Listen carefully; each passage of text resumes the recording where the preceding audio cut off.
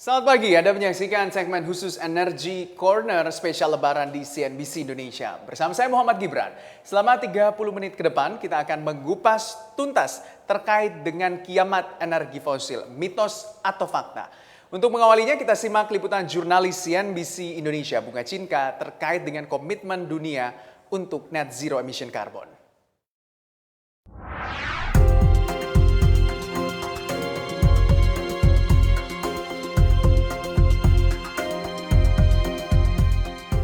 Sebanyak 20 negara telah berkomitmen untuk mengakhiri pendanaan proyek-proyek bahan bakar fosil yang saat ini masih berlangsung di luar negeri. Hal ini semakin memperkuat tanda-tanda kiamat bahan bakar fosil. Pasalnya, pendanaan akan berfokus terhadap proyek-proyek energi ramah lingkungan. Lantas, siapa saja negara-negara yang menandatangani persetujuan tersebut dan juga akan seperti apa dampaknya? Negara-negara seperti Amerika Serikat, Kanada, Denmark, Italia, Finlandia, Kosta Rika, Ethiopia, Selandia Baru, serta 5 lembaga pembangunan telah menandatangani perjanjian KTT Iklim COP26 di Glasgow, Skotlandia tahun lalu. Bukan hanya berkomitmen untuk menghentikan pendanaan proyek-proyek berbahan bakar batu bara, tetapi juga proyek-proyek yang menggunakan bahan bakar minyak dan gas. Tujuannya demi menekan peningkatan suhu bumi yang kian memanas dan mengancam dunia.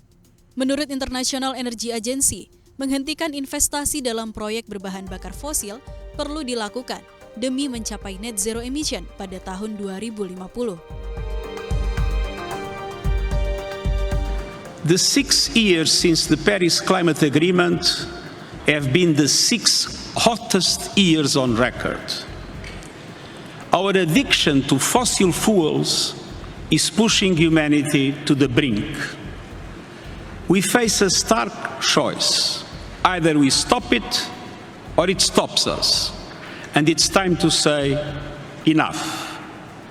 Enough of brutalizing biodiversity. Enough of killing ourselves with carbon. Enough of treating nature like a toilet. Enough of burning and drilling and mining our way deeper. We are digging our own graves. Our planet is changing before our eyes, from the ocean depths to mountain tops, from melting glaciers to relentless extreme weather events. Sea level rise is double the rate it was 30 years ago. Oceans are hotter than ever and getting warmer faster. Sejak ratusan tahun, banyak negara yang telah berkontribusi dalam menyumbang emisi karbon, mulai dari produksi hingga penggunaan energi fosil. Lantas, hingga saat ini, negara mana sajakah yang menjadi penyumbang penghasil emisi karbon terbesar di dunia? Berdasarkan data Carbon Brief, Amerika Serikat menjadi penyumbang emisi CO2 terbesar sejak 1850, yakni 509 miliar ton atau 20% dari total emisi secara global. Di bawahnya ada Cina dengan sumbangan emisi global 11%, Rusia 7%, Brazil 5%, dan Indonesia 4%. Disusul oleh Jerman, India, Inggris, Jepang, dan Kanada. Masuknya Indonesia dalam daftar jajaran negara penghasil emisi ini tak lepas dari kontribusi Indonesia sebagai penghasil batu bara. Pasalnya, Indonesia masuk dalam jajaran penghasil produksi batu bara terbesar di dunia. Berada di peringkat ketiga hanya kalah dari Cina dan juga India. Total produksi Indonesia sepanjang tahun 2021 yakni mencapai 606,22 juta ton dan ditargetkan meningkat pada tahun 2022 menjadi 664 juta ton. Batu bara merupakan salah satu komoditas vital bagi Indonesia. Pasalnya, selain menyumbang devisa melalui pajak dan royalti, batu bara juga berperan dalam elektrifikasi nasional serta menjadi sumber energi utama dengan biaya relatif rendah. Saat menghadiri konferensi iklim COP26 di Glasgow, Inggris, Presiden Joko Widodo telah menyampaikan komitmen Indonesia dalam mengatasi persoalan mengenai perubahan iklim dan bahkan turut menyampaikan bahwa perubahan iklim merupakan ancaman yang besar bagi kemakmuran dan juga pembangunan secara global.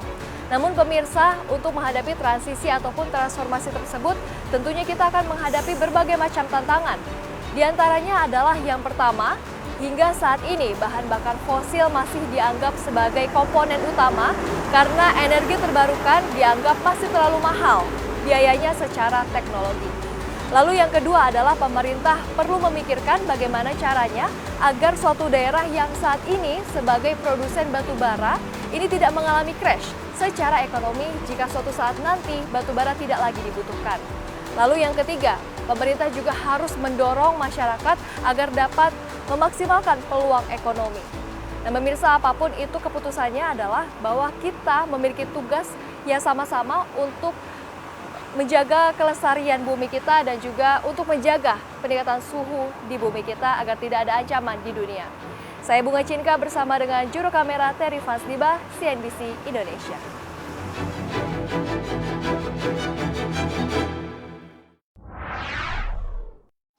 Ya, itu dia tadi kita sama-sama menyaksikan bagaimana komitmen dunia untuk mengurangi energi fosil dan mencapai net zero emission carbon.